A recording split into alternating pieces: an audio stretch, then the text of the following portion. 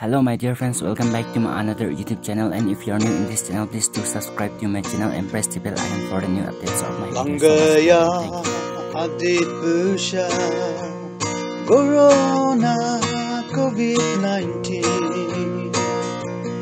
Lohanyu lakalogay Mat mai bu bandau kan kan tha Hia mang senda COVID-19 Gay ay ong gay shalabu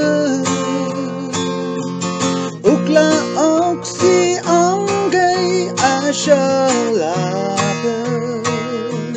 COVID-19 ay corona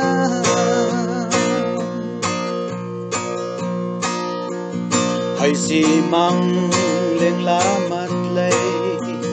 Nyang lagay amay labu Kay si o may show abda Manyuma baude hukang ta Hiya mang sanda COVID-19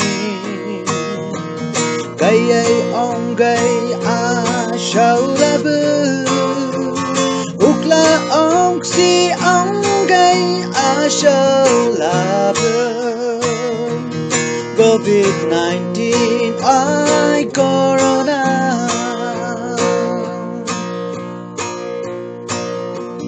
O ma day gam bay chi Lak nay nhạt nay hai shi Mangona yulu yugo Đâu hali sada corona Pia mang senda COVID-19 Gay ay ong gay shau labu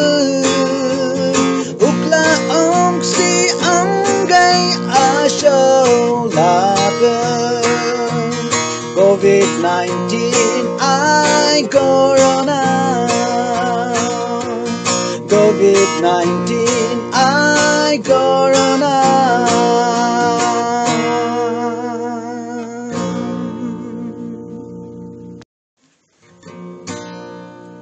खत्म